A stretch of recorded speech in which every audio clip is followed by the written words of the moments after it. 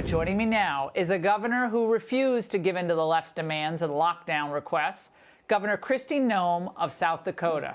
Governor, it's great to have you on tonight. You have been lambasted in the press for not stripping your residents of their basic freedoms and their right to work and go to school. But here we are about now 6 months into this pandemic, and South Dakota still has a death rate 11 times lower than New York's per 100,000 people. Amazing. Yeah. We're doing very well, Laura, and that's really the story that needs to be told, is that I trusted my people. They trusted me. They took personal responsibility for dealing with this virus, and we're doing very well. Not only do we have one of the lowest death rates, we've got about 40 people that are in the hospital today statewide. Our infection rates are low. Our job losses are low. Our economy is doing better than virtually any other state. And I think it's a real testimony to what could have been possible in many of these other states. The governors just made the wrong decisions. Well, despite this overwhelming evidence, Governor Noem, including, as you just said, from your state, the left is still urging national lockdowns. Watch. Lockdowns work, quarantine works, isolation works, wearing masks work, contact tracing works. These things work, and we're not doing them. If we were to lock down hard for a month or 6 weeks, we could get the case count down so that our testing and our contact tracing was actually enough to control it. Governor, your state proves this is just not the case, and we don't need to strip the people of their freedom to fight the virus.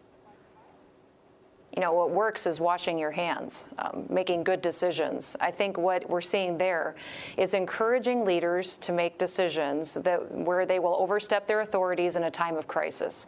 And that's how we lose this country, Laura. That is exactly what's happening, is that we are allowing them to take control of our country in a way that we haven't seen before. So we need a few people to stand up, read our history, talk about the importance of our Constitution, and the fact that these governors need to recognize that they need to uphold those freedoms that we hold so dear and allow these people to take care of their families and make the right decisions and deal with this virus much like we do every other challenge that comes our way, and Americans tackle it together. What I'm frustrated by is just the Go ahead. Sorry, what would have happened to your state's economy had we listened to this Dr. Hazeltine or any of these other officials, Neil Kashkari at the Fed? I don't know why he's supposedly an expert at this, but what would have happened to your economy and your people?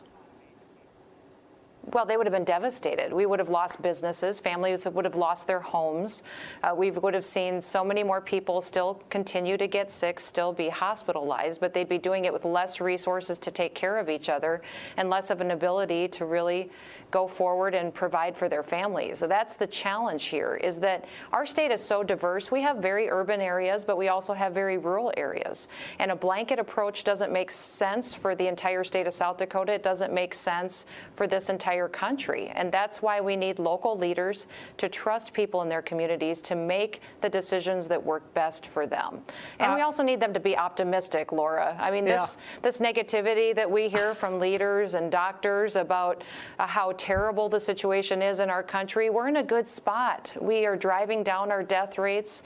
The virus is moving across the country, but we're taking care of people. They're getting the resources. The administration has helped governors respond to their people. I worry about these kids that turn on the news and hear their parents talking about being scared and hear news anchors talking about being worried and doctors. We wonder why our kids are struggling with anxiety. Let's be optimistic. There's concern about this big motorcycle rally that's happening this weekend in South Dakota, and we don't have to play the soundbite. Oh my God, on television, all the cable news. How dare you? It's going to become a super spreader event, Governor, a big super spreader event. Look at all those people. Look at how they gather. Well, we've had several big events in South Dakota already. We had the first spectator-attended professional sport. The professional bull riding was held in South Dakota. We had the July 3rd event and saw no increase in cases because of that crowd that gathered to celebrate our country's freedom and independence. People have been gathering. We've been back to normal for over 3 months here in South Dakota. So we know we can have these events, give people information, let them protect their health, but still enjoy their way of life and enjoy events like the Sturgis Motorcycle Rally. We hope people come. Our economy benefits when people come and visit us. Well, lucky residents and citizens of the great state of South Dakota, because we're stuck in the D.C. metropolitan area with horrible leadership. Yeah. And Governor, we just wish you the best of luck this weekend and going forward, and check back with us soon. Well, thank you, Laura. Appreciate it.